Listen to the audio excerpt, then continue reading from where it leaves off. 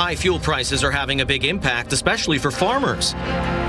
The provincial government backtracks on real-time notice of ER disruption alerts. Brant's real proposal advances to City Council next week. Live from our studios in Regina, this is CTV News. Good evening. 10 days ago, the federal government temporarily cut the excise gas tax to give Canadians a break at the pump.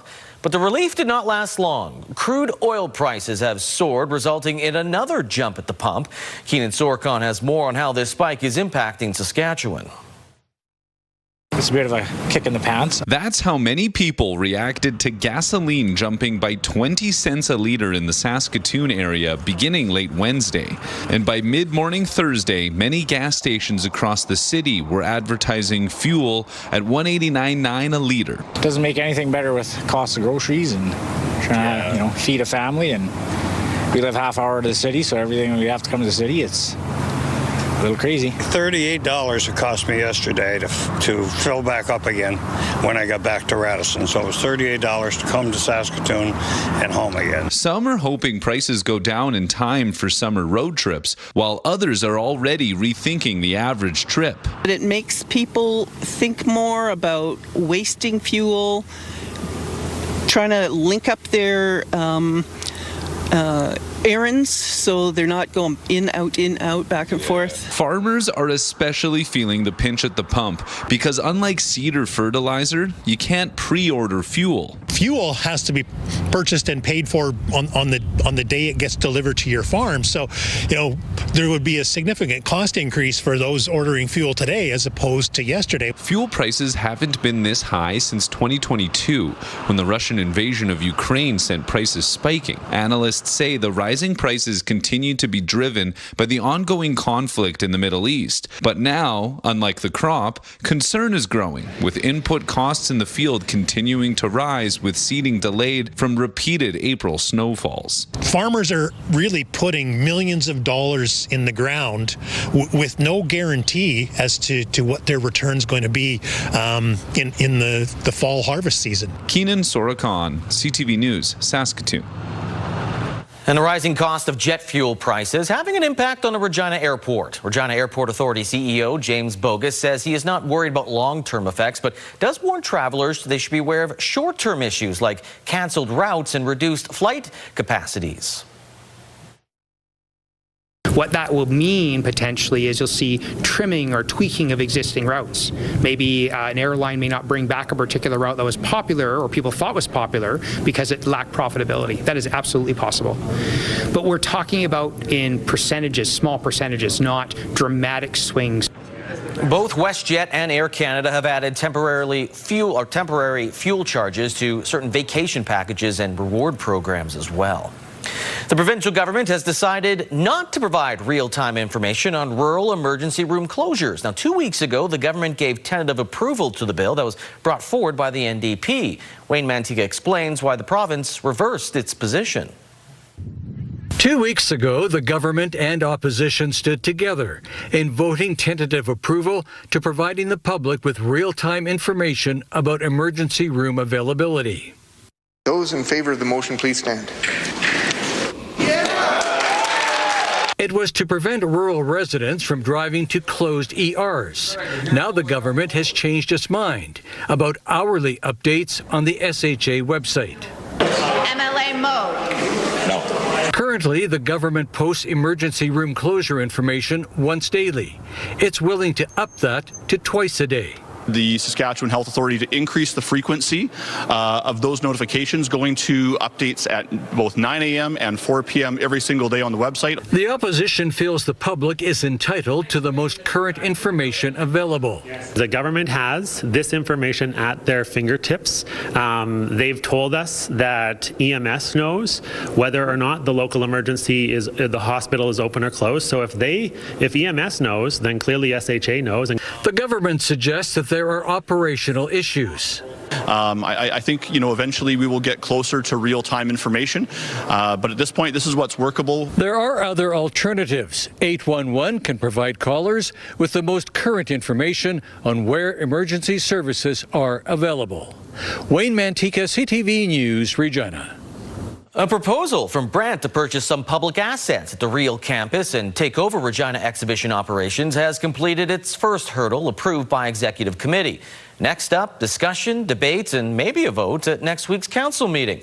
Donovan Mays takes a deeper dive into the potential sale, which does include a property tax exemption. How intimidating it is. It's a deal touted by administration as providing millions in value for the city of Regina. $97 million has to go into Real between capital and operating.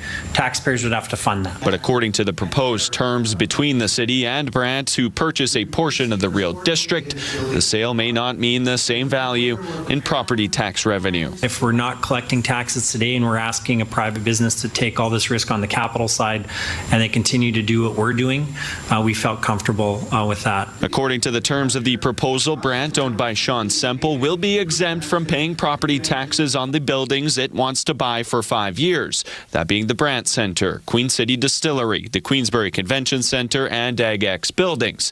Now, this exemption hinges on Brant continuing to operate the Real campus as it currently does. After a period of time, perhaps when some investment is recouped, that a portion of those taxes might be collected with a commitment of the city then reinvesting all of those dollars, every penny, back into the campus. The incentive for them not to be owned by the city and for them to be all the risk on the private person is that you don't tax them any more than you would tax yourself. And I think that's a fair compromise. There's also the possibility the exemption extends past the 5 years should Brant ask for it and council approves it.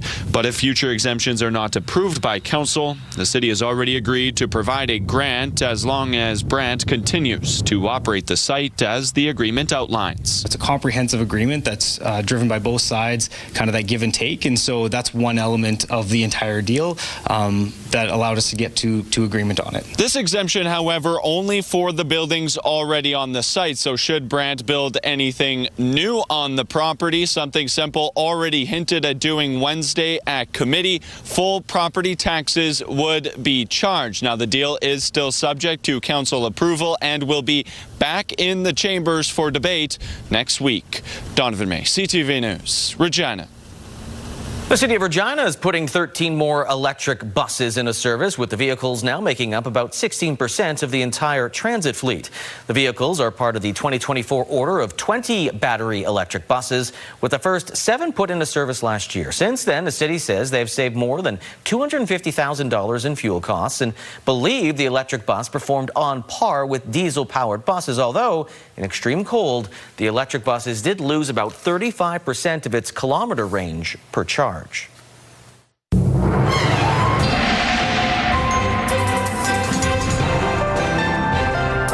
Sabine joins us. First look at weather. Don't have to worry about extreme cold right now as we continue to move closer and closer to those temperatures we've been looking forward to. Well, we got close to our seasonal daytime highs for many parts of the province, if not warmer than that today, Lee. And that, like you said, we're just going to continue to see that as we approach Friday and the weekend with more sunshine and those temperatures nearing or even warmer than 20 degrees. Now, for reference, our daytime average usually this time of year is sitting about 15, 16 degrees. We warmed up in the Queen City to 14 degrees today, and heading into tomorrow, like I said, we're about to get into the 20s with the continued sunshine. Now, we may see some scattered precipitation in parts of southern Saskatchewan tomorrow in the form of some light rain showers, not something that's going to be sticking around for long. And then as the weekend approaches, or well, I guess I shouldn't say, by the time we get into Saturday, we're continuing to see the mostly sunny conditions. Winds may start to pick up as we head into Sunday and into Monday, but temperatures are looking quite nice, especially for this weekend. Your first weekend of May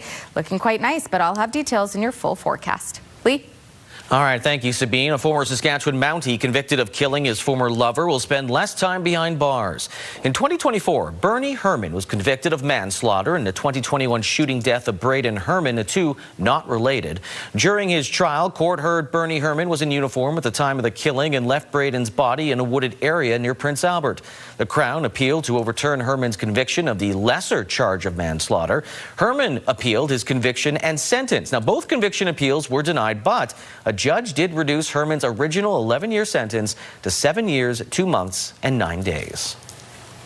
A Regina man has pleaded guilty to submitting false immigration sponsorships and counseling a refugee to provide false info to Immigration, Refugee and Citizenship Canada. An investigation began in February 2019 after a complaint that the man used his position as a refugee field worker with a local sponsorship organization, promising to fast-track immigration applications for a payment. Canada Border Services Agency says at least 31 falsified documents were submitted. Abdulkadir Ali has been sentenced to 2 years probation, 200 hours of community service, and a $75,000 fine. Regina police are reminding the public to call 911 in the event of reporting a drug overdose, not the police service's non-emergency line. Police say calling the non-emergent line can result in delays in getting EMS and medical assistance to those who may need it. 911 operators are able to forward calls to the appropriate first responder, whether it be police, fire, or EMS. The reminder comes after more than 50 reports of potential overdoses have been made over the last 24 hours, many of them going through the non-emergent line.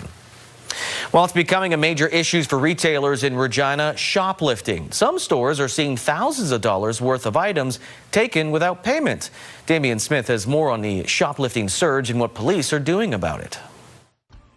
In September of 2023, Belize Moda in East Regina was broken into, with thieves smashing glass cabinets and leaving with stolen jewelry.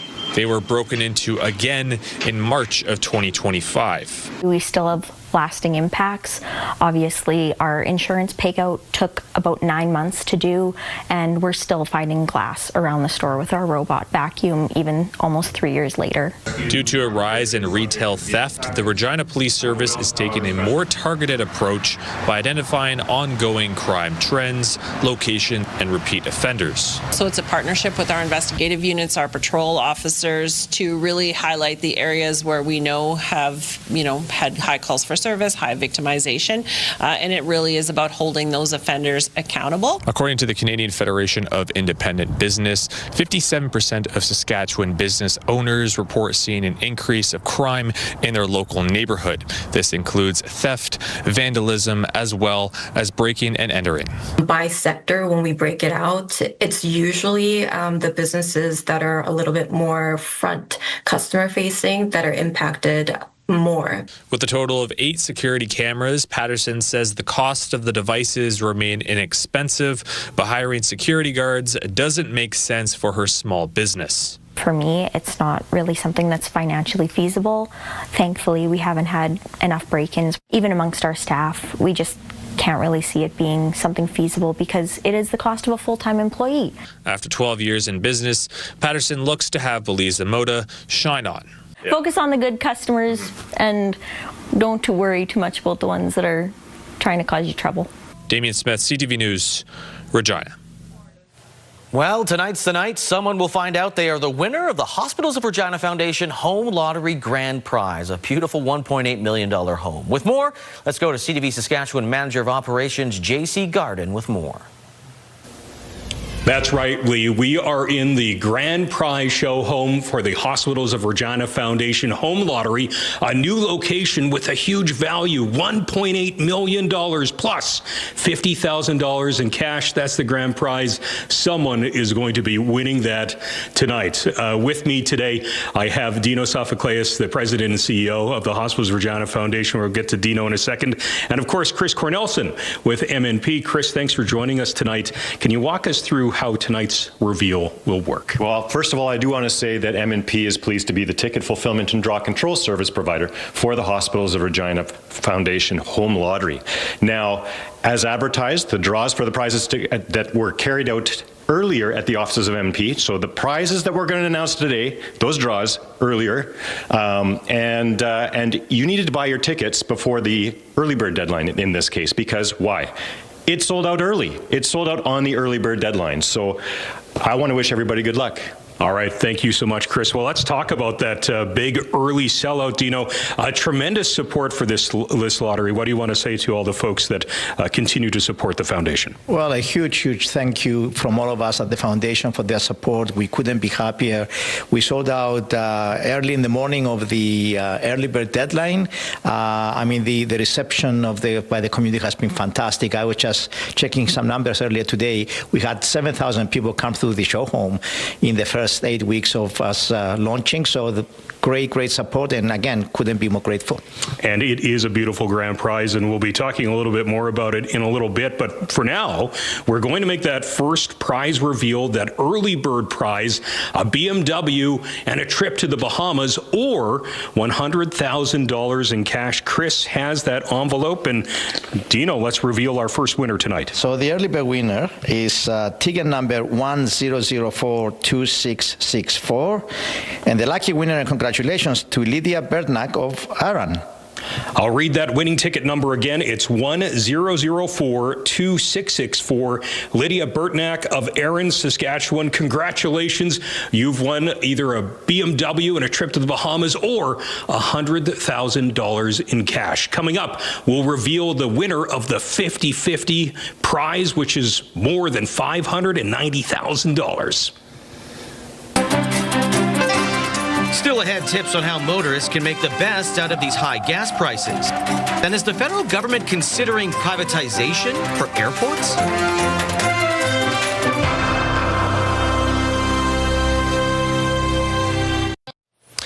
Well, as you saw earlier in the newscast, you can't escape high fuel prices anywhere in Canada. John Venavali-Rao takes a look at how drivers can find some slight relief from all this financial gas paying. Let's go check your tire pressure. Teresa DeFelice with the CAA showed us one of the easiest things drivers looking to save on gas should do right now.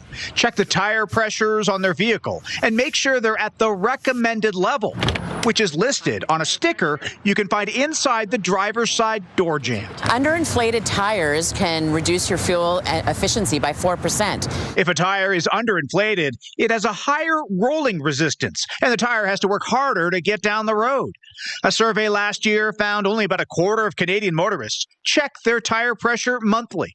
Another thing you can do, look in the trunk to see if there's anything you don't need and remove it. An extra 45 kilograms or 100 pounds in a vehicle can increase fuel consumption up to 1%. If you were carrying around a bag of salt or sand to weigh down your car in the snow, it's time to take it out and help your fuel efficiency.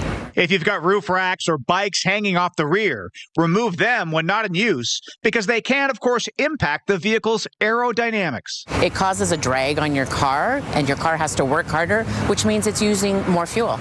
And experts say try to drive evenly and avoid hard acceleration and sudden braking whenever possible, with aggressive driving shown to lower gas mileage 15 to 30% at highway speeds.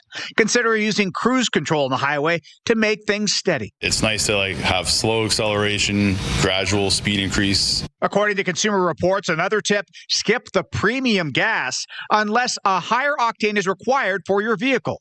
And checking gas prices online using apps and websites can help find cheaper prices in your area. That's because experts say prices can vary as much as 10 cents between stations, so it can pay to check. John Venavali-Rao, CTV News, Toronto. During Monday's spring economic update from the federal government, you might have missed a reference to unlocking the full potential of Canada's airports. Now, a hint that Ottawa might be considering privatization. As Abigail Beeman tells us, not everyone is sold on the idea of selling off crucial public infrastructure.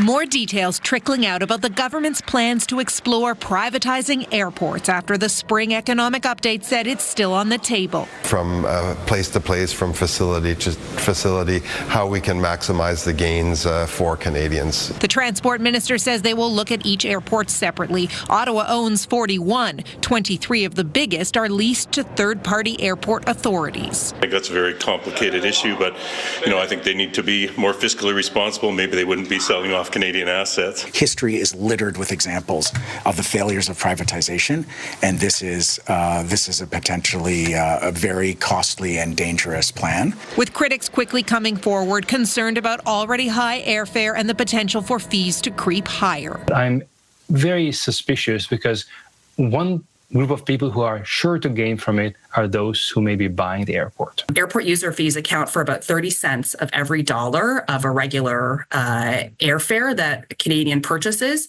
That's not an insignificant cost. And so if there is a way to lower that, presumably you'd be able to increase your volumes. This aviation lawyer says it's possible privatization could lower prices too, and at this point the government seems to be looking at all kinds of options. We need to take a very close look before we proceed, precisely because there are cautionary tales in private investment at airport, but there are also genuine success stories. The head of Calgary's Airport Authority says he understands firsthand the pros and cons of privatization, but for now, if we can have a structure that keeps our world-class safety and security, keeps a high quality and affordability for passengers, and we drive our economies, if we can do that in a better structure, let's do it. And so let's have that conversation.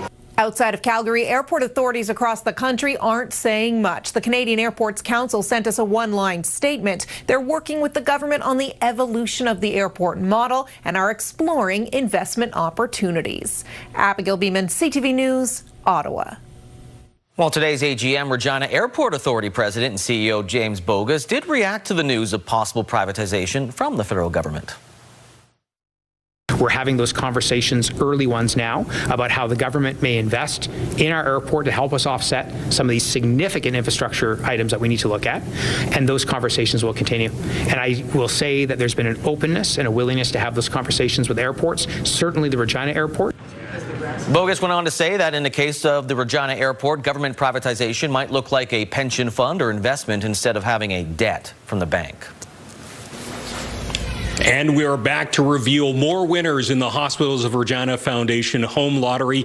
Dino, our next prize is the Membership Loyalty Prize, which is kind of a neat one for the lottery. It's a great prize. Basically, any one of our buyers can become a member. It's free. You just go on the website, you sign in, you become a member, and then we process everything for you automatically every time we have a lottery. And for that, we give you an extra chance at an extra $10,000. Make sure you don't forget to buy a ticket, and someone's going to win $10,000 here. So let's reveal that next prize winner.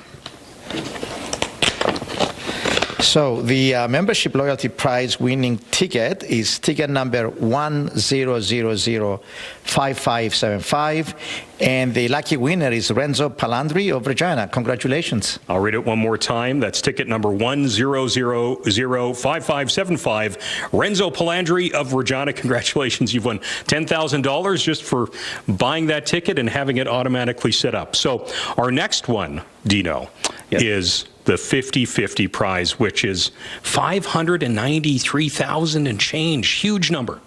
It's a huge number. Again, goes back to this fantastic support we receive from this community. Happy to give this huge check to someone, and I'll be happy to reveal it right now. All right. So, Chris, we'll trade envelopes. I'll give you this one back. Let's reveal that 50-50 winner. So $593,750. The winning ticket number is 50286694. And the winner is, congratulations to Dave Constable of Regina. I'll read it one more time. That's ticket number 50286694. Dave Constable of Regina.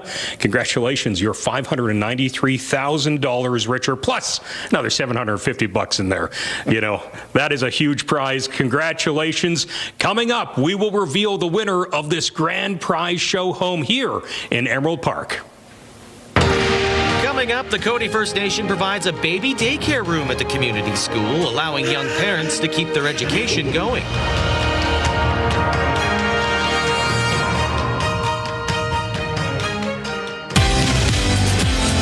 Wake up and win with CTV Your Morning and Affinity Credit Union. We can pay your bills with a massive $20,000. You got your daily code word. Watch and win with Your Morning.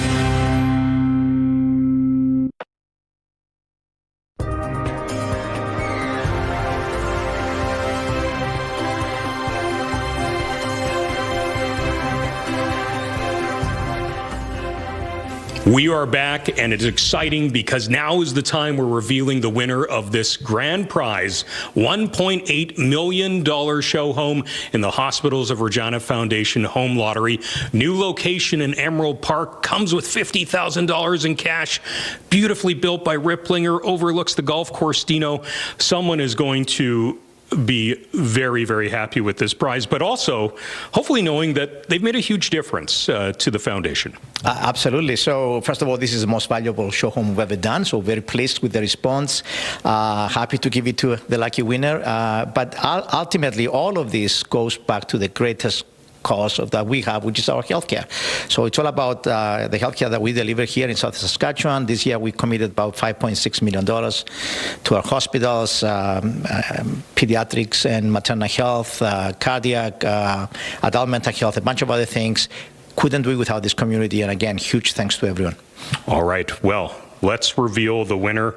Biggest prize ever awarded in the history of the Hospitals of Regina Foundation Home Lottery. The winner is... So the grand prize winner is the winning ticket is number 1002-8126, and the lucky winner is Laszlo Berta of Regina. Congratulations. I'll read it one more time. Ticket number 1002-8126. Laszlo Berta of Regina, congratulations. You've just won this amazing $1.8 million grand prize show home. Amazing house. Now, Chris, there are a lot of other prizes and winners to be notified. How will they be? How will we let them know who's won? Well, first of all, MNP will notify all winners in writing, but check out the website hrfhomelottery.com on May 8th. That's when everybody will be posted. All right, Chris, Dino, thank you so much for joining us tonight. For everyone who supported the lottery, thank you so much for your support. And now we'll go over to Sabine with a look at your forecast. Thanks so much, JC, and congratulations to all of those winners. Super exciting. Great way to start this summer season that feels like it's officially here, although we're not in official summer yet. We're just into spring, and we're starting to feel those temperatures, especially today. Many parts of the province starting to get into the double digits. 14 degrees in Regina. That is the warmest we got to, and we're still sitting strong at 14 right now with the winds just under 15 kilometers an hour. Not a whole lot when it comes to active weather in southern Saskatchewan, however, in the Parkland. Seeing a little bit of that scattered precipitation in the form of rain coming through, and some of the clouds now starting to make their way into the province. For the most part, we did see sunny conditions. That is expected to continue. However, we may see little pockets of some rainfall as we head into tomorrow. Now, starting the day out quite nice, mostly sunny conditions for most of the province. You can see a little bit more active weather up in the La Loche area in the form of rain. Could look like some thunderstorm action up there. But as we continue throughout the day, it's mostly into later in the evening that we'll start to see more of that precipitation and clouds rolling in. Again, it looks like it's mostly going to be affecting eastern Saskatchewan with some bigger storm cells coming through. Just one little area there right close to the eastern border that we could possibly see some hail and heavy rainfall coming through. But they're quick moving systems, and then we will see some more rain coming through first thing in the morning Saturday in the southwest around the Maple Creek Swift Current area as you start your day. But then we'll see most of that clear out, and then we will be left with mainly clear conditions for much of the day Saturday as you prepare for Sunday. And really, these temperatures are going to continue to be quite nice heading into the weekend, but by the time we get into Sunday, we may start to see those winds picking up, and especially to start your work week Monday. Higher wind gusts expected, and temperatures might start to cool off just a little by Monday, but we're still looking above zero. So taking a look at tomorrow for La Loche, 16 degrees, 14 for L'Orange, 21 and mostly cloudy for Lloydminster, 17 and expecting some fog-like conditions in the Prince Albert area tomorrow. For North Battleford, warming up to 23 degrees. Same for Saskatoon, mainly sunny, 23 there, 19 in Yorkton with a mix of sun and cloud, and even our lows, we're back into seasonal lows. So tonight we're still expecting those temperatures to be sitting above zero. For Maple Creek tomorrow, 25 degrees, nothing but sunshine. Swift Current warming to 24 and sunny there. Moose Jaw warming up to 23 for a daytime high tomorrow with a mix of sun and cloud. And the southeast, we're looking at similar temperatures, 22 degrees for Weyburn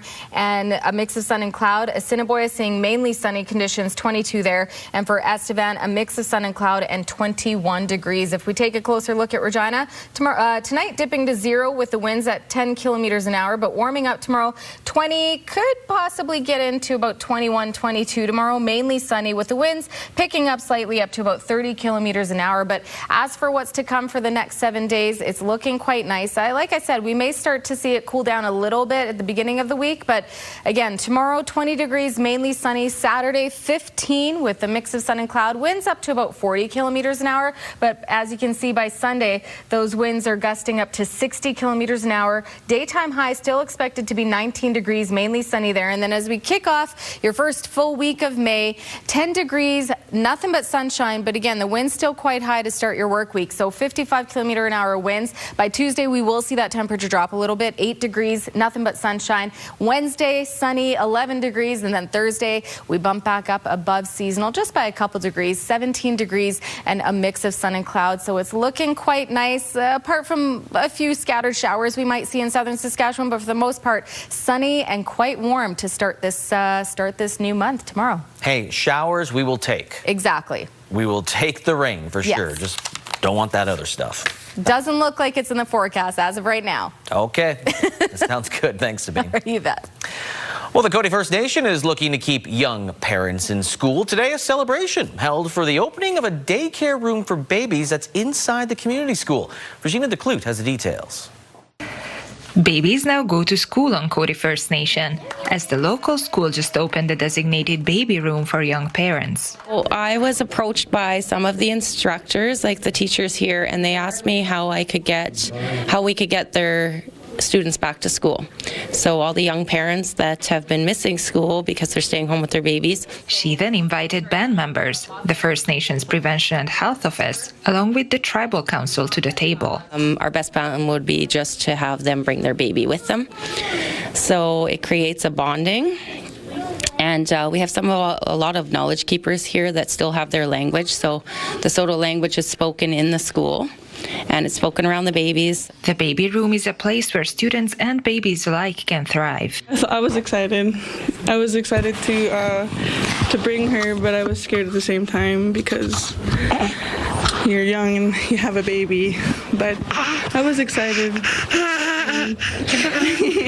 There are currently 4 babies in the program, with 1 on the way. They've been using the program now for about 2.5 months, and we've only had a few days where we didn't have anybody in here at all. So they are using it, they're getting their education out. Everything is provided for families, from diapers to formula, while they do their homework. They want to help us to succeed in school, to hopefully graduate. Kadot, who was a young mother herself, hopes that they will be able to extend the program in the future. Regina CTV News, Cody First Nation. Still ahead, make it a best of 3. The Prince Albert Raiders regain home ice advantage in the WHL East Conference Final.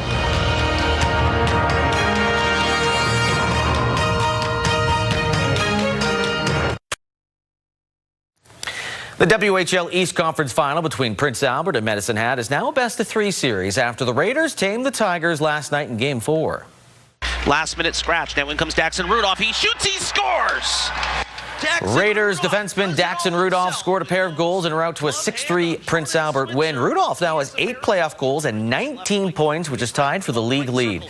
The series now shifts back to Prince Albert for Game 5. Puck drops 7 o'clock at the Art Hauser Center. I tell you, it's going to be rocking tomorrow.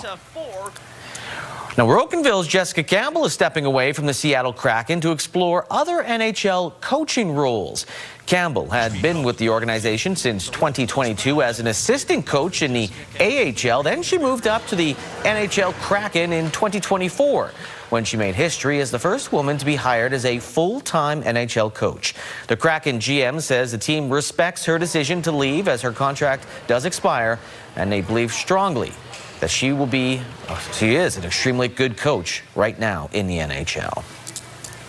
Hey, some transaction news for the Riders today. The team picking up Jalen Johnson spent some time with the Los Angeles Chargers, while also announcing the departure of a former Saskatchewan Husky, linebacker Seth Hundeby. He was the 2025 CFL draft pick that signed a deal with the Riders in November after a standout senior season with the U of S. Played extremely well, but the team says that Hundeby has informed them of his retirement from pro football. He intends to pursue a professional opportunity outside of the sports. He had a great season with the Huskies. That's a shame. CFL Commissioner Stuart Johnston was at the Dogs Breakfast this morning in Saskatoon. That is a fundraiser for the U of S Huskies Football Club. Your Morning's Mike Siona caught up with him and asked him about those recent changes to the playoff format where only one team is going to miss the playoffs. We love it because it really is going to reward regular season performance. Seeding is going to be so important. Top two teams in each division are going to play off in a seeding round, and the winner is going to get a bye to the Grey Cup semifinals. It's the race to land in 5 through 8 is going to be significant because home field advantage in our league means as much as any other league. 80% of all playoff games are won by the home team, so I can't wait to get that going. That's right. You can go 5-13 and still win the Grey Cup. New playoff format won't be used till 2027, and the regular season will also start on the May long weekend that year, with the Grey Cup being played the first weekend of November right here in Regina.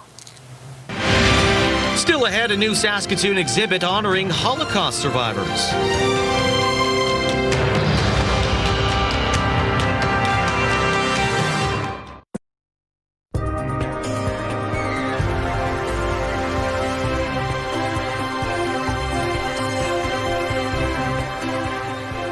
Welcome back. We're going to take a look at your rural forecast for tomorrow. Same story as what we've been talking about. Warmer temperatures. Some areas, though, may see some cloudier conditions, mostly cloudy conditions for Meadow Lake, Spiritwood, and Melfort, and also a slight chance of some scattered showers in those areas, along with Lloydminster there as well. But 21 for Lloydminster and Spiritwood, 23 for Watrous and Kindersley, 24 degrees for Outlook, 18 for Wynyard and Meadow Lake, and 17 degrees for Hudson Bay with Melfort at 19. Closer to the southern border, temperatures are still within that range, a little warmer in the southwest, though. Maple Creek 25 degrees, 25 also for Rosetown, 24 for Leader, 22 for East End Cypress and Assiniboia and Coronach, and 21 degrees for Rockland, 20 for Lumsden and Pilot Butte and Broadview, 18 for Kenora and Carlisle, 19 degrees. Taking a closer look at Edam, 21 is the expected daytime high with mainly sunny conditions. However, we will start to see those winds picking up, gusting up to 40 kilometers an hour.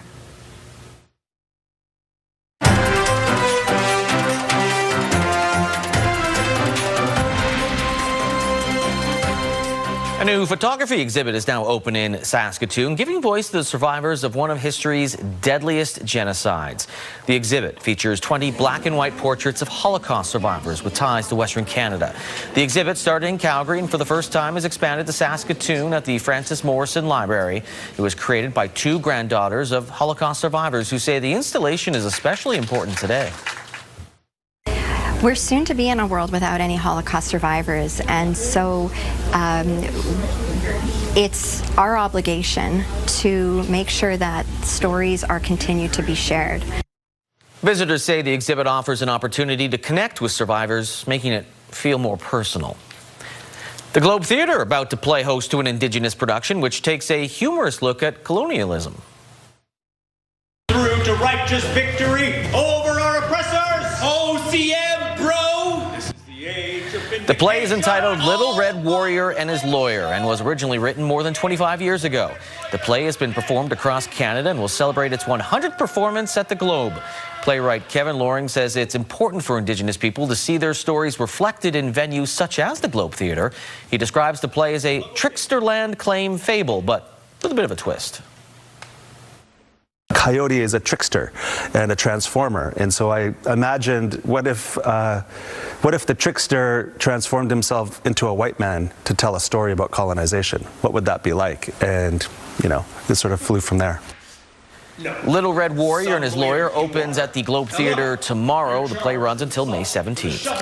Let's take a look at the farm markets. Canola street price up $3.80 to $699.83 per ton, while the futures price is down 80 cents to $763.80 per ton. Amber durum wheat, $278.59 per ton. Red spring wheat dropped another 65 cents to $293.78 per ton. Feed barley, $250.88 per ton, and flax is $630.54 per ton. Those prices courtesy of Bunge and Ice Futures Canada. As for the markets, they both went up. The TSX jumped by 645 points, the Dow Jones by 790. As for that Canadian dollar, it went up almost more than half a cent to 73.62 cents US. Good jump there. Gold down $1.76. West Texas Intermediate crude down $1.81, while Western Canadian Select crude jumped up $4.42. And we've been talking about gas all a couple times today in the cast. Yeah, there it is. $1.89.9 per liter. Yuck.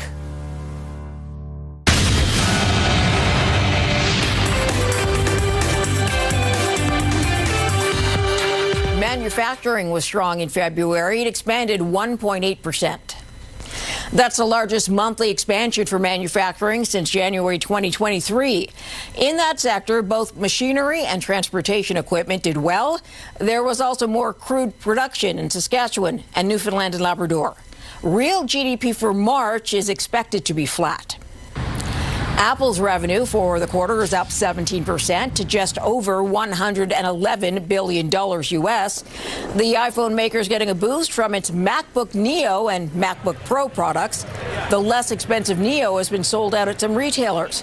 But sales in the Americas did not meet expectations, but sales exceeded in China and other parts of Asia. Meta stock dropped over 8% today after the social media company reported earnings on Wednesday. Investors are concerned about Meta constantly revising how much it'll invest in AI. Alphabet stock is up 10% after it reported solid results yesterday for its AI and cloud business. Those are your business headlines. I'm Marella Fernandez.